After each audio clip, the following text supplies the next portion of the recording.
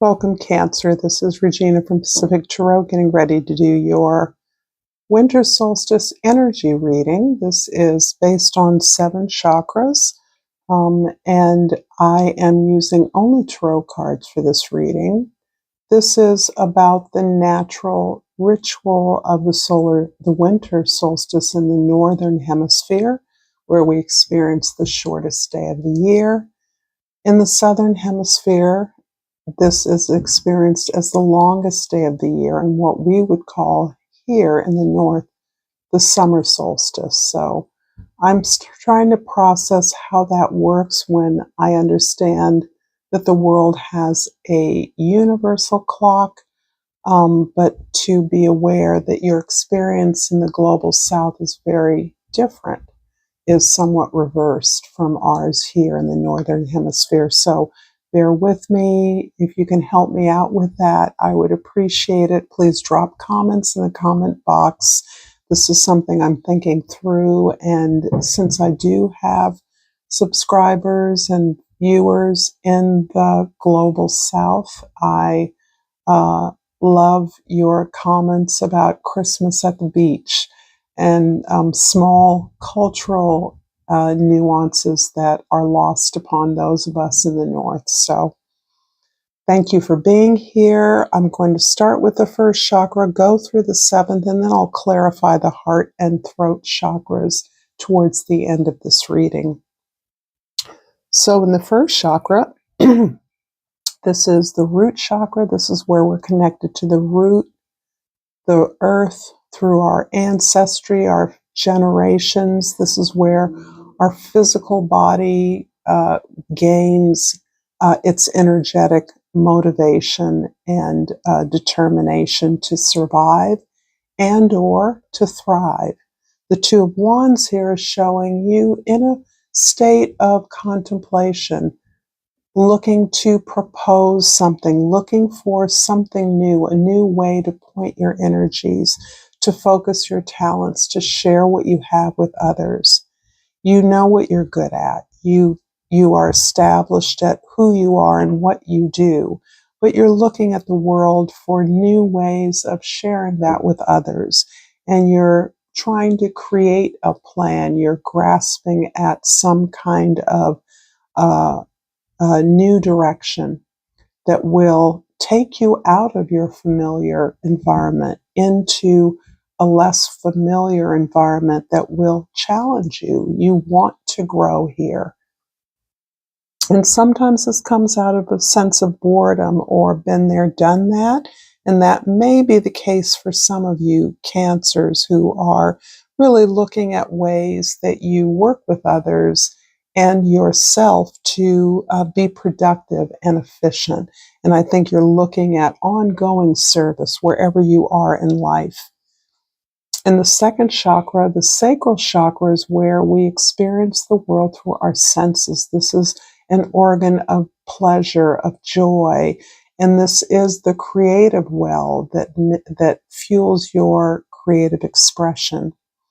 The Death card here indicates some major change, a release of an old experience of your physical body. Perhaps it's a change in the things that once gave you pleasure. You're now experiencing them in a new way.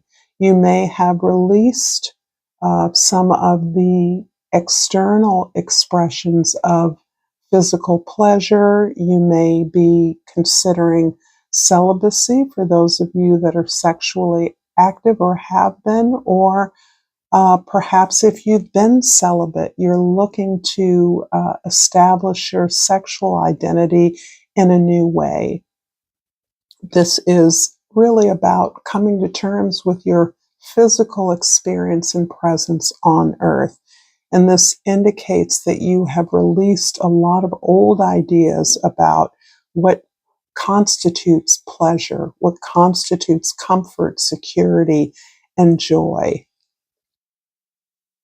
In the third chakra is about your confidence, the way you assert yourself, And it does feel to me like the passing of someone in the past, someone that was close to you, uh, the loss of them in whatever way that occurred has left you dissatisfied, has left you recognizing their absence as something you're missing, something that you has been subtracted from your life in an emotional way. I do see you having practice for some time realigning yourself with those energies, those people who support you, you choosing things that are supportive of you and your value. Something that is being offered to you is on consideration. This can be something that you once thought you really deeply wanted, but now you're considering as to whether it is truly a match for who you are and where you are now. And this is absolutely a growth that indicates a new social foundation for you. This is a new spiritual, even a cultural foundation in which you want to cultivate what feels good. And that absolutely includes relationships and environments that value you as a welcome member, as a welcome inclusion into any project or environment or relationship. And this can be quite a dramatic change from what you have been used to. Because this is a chakra reading, this is really focusing on your individual body, your inner reality, your inner energy as the source of your external experiences. So I do see this as you establishing a new sense of connectedness, deep connectedness, a place where you can be vulnerable and be confident about that, understanding that you choose love, you choose care, you choose kindness and support. You do not choose people that are rude, unkind, dismissive, or do not take you seriously. In the heart chakra, this is beautiful. Heart chakra is the place where you do prioritize what you desire, your authentic desires. You're not no longer apologizing for those. You're moving forward with a sense of your righteous birthright, that love is why you're here, that you are practicing love, you practice care at many levels. This is natural to you. This is not something that you have had to learn to do or strain to do or even uncover to a great degree, even if that vulnerability has caused you challenges in the past. You can't help but give. You can't help but help. And this is a beautiful instance of understanding and recognizing that this is what gives you your joy. This is what gives you pleasure. This is what puts you joyously into the present abundance of your life. This is the gratitude and the putting self first so that you respect yourself. You know yourself. You know your heart. This is really powerful energy and indicates that you are seeing yourself as the support, as the source of love in your relationships. You see that as your role, your place, your gift. In the fifth chakra, this is your throat chakra. This is how you speak. This is the story you tell about who you are. And the Two of Cups is an absolute natural evolution of the story of your relationships, the story of bonds being created, all kinds of bonds. You see your relationships as reflections of you, of your desire to pursue your dreams, to acknowledge your gifts, to take them to their logical consequence. And even if that is your willingness and ability to support the dreams of others, you understand how sacred that obligation is, that harmony in relationships are important to you. And relationships are about the version of you that is emerging from a time, successful relationships by all accounts. Those are the ones that you prioritize as who you are, not the uncomfortable relationships that you've released. Those are not your story. Your story is the ones that survive for many of you through time, through absence, through incredible distance. That love, that authentic connection is real. And this is based on the work you've done to establish that healthy relationship with yourself, that kindness towards yourself. And in the sixth chakra, this is the third eye. And this is where we see truth. We see through time and space. We can survey our experiences in this life, the experiences of others, other lives we've had. The hangman indicates that all that you are gaining, all of the openness of your heart, the inspiration that you gain to move, to grow, to a place that may not initially feel safe for you, requires you to think differently, to see differently, to take a higher perspective, to gain a more empowering perspective that recognizes and includes the presence of other ideas and differences. This is something that you've worked on within your life, and you're now able, as you have been, but to an even greater degree, to actualize that in the world, to see that as part of a viable vision that you are willing to support in whatever way that you can. I don't see you as a fighter in this particular instance, in this moment. I don't see you as needing to fight, but I do see you as opening up to listening to the experiences of others and making sure that your truth is relevant to theirs, that their truth is connected to yours as part of the justice ultimately that your truth is seeking in the world. In the seventh chakra, this is the crown chakra, and this is where we allow ourselves to be assisted by others. This is where we open up to divine intervention, to the protection, the alliance, the guidance that is being offered to us all the time.